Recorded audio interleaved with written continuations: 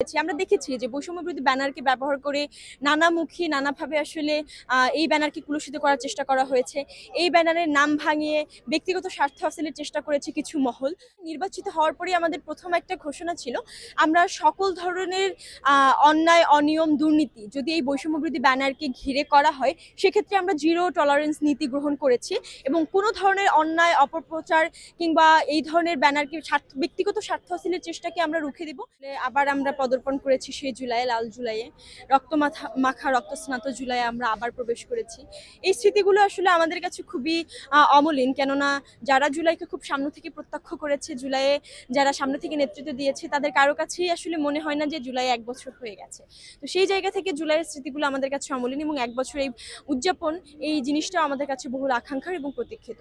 সেই জায়গা থেকে আসলে নতুন করে বৈষম্যবিরোধী ছাত্র আন্দোলনে আত্মপ্রকাশ কেন করতে হলো, আমরা দেখেছি রাজনৈতিক প্রয়োজনে বৈষম্যবিরোধী ছাত্র আন্দোলনের শীর্ষ নেতৃত্বরা রাজনৈতিক দলে যোগদান করেছেন এবং সেখান থেকে একটা দীর্ঘ সময় আমাদের বৈষম্যবিরোধী ছাত্র আন্দোলন নেতৃত্ব শূন্যতায় ছিল।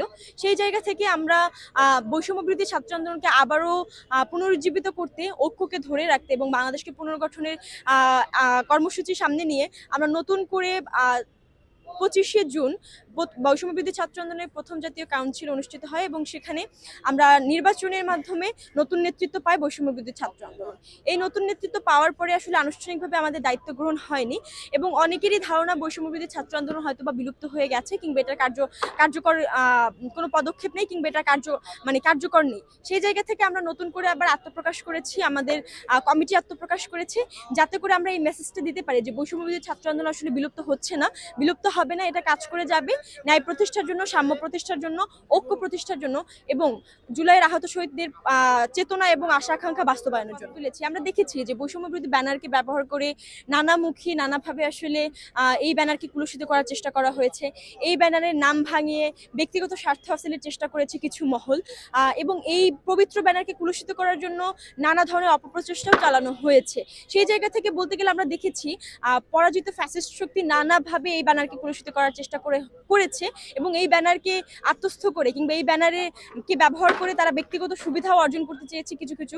আমরা অনেক জায়গায় থেকে এই বিষয়গুলো সামনে এসেছে যে, এবং যারা এই ব্যানারকে কুলুষিত করার চেষ্টা করছে নেপথ্যে অধিকাংশ ক্ষেত্রে আমরা দেখেছি যে পরাজিত শক্তি ফ্যাসিস্টদের সহযোগীরা এর সাথে ওতপ্রোতভাবে জড়িত। সেই জায়গা থেকে বলা চলে যে জুলাইয়ের সাথে আসলে এই বিষয়গুলো ঘটে এসেছে। আসলে আমরা যেদিন কাউন্সিল হয়, নির্বাচিত হওয়ার পরেই আমাদের প্রথম একটা ঘোষণা ছিল, আমরা সকল ধরনের অন্যায়, অনিয়ম, দুর্নীতি যদি এই বৈষম্য বিরোধী ব্যানারকে ঘিরে করা হয়, সেক্ষেত্রে আমরা জিরো টলারেন্স নীতি গ্রহণ করেছি এবং কোনো ধরনের অন্যায়, অপপ্রচার কিংবা এই ধরনের ব্যানারকে ব্যক্তিগত স্বার্থ হাসিলের চেষ্টাকে আমরা রুখে দিব এবং সেক্ষেত্রে আমরা সাংগঠনিক ব্যবস্থা নেওয়ার পাশাপাশি আইনগত ব্যবস্থাও নিব এবং এই ব্যাপারে আমাদের আসলে জিরো টলারেন্স নীতি আমরা গ্রহণ করেছি এবং এইটা আমরা বাস্তবায়ন করবো এবং শক্ত হাতে এই ধরনের অপপ্রচেষ্টাকে, ব্যক্তিগত স্বার্থসিদ্ধির জন্য ব্যানারকে ব্যবহার করার বিষয়টাকে আমরা দমন করব।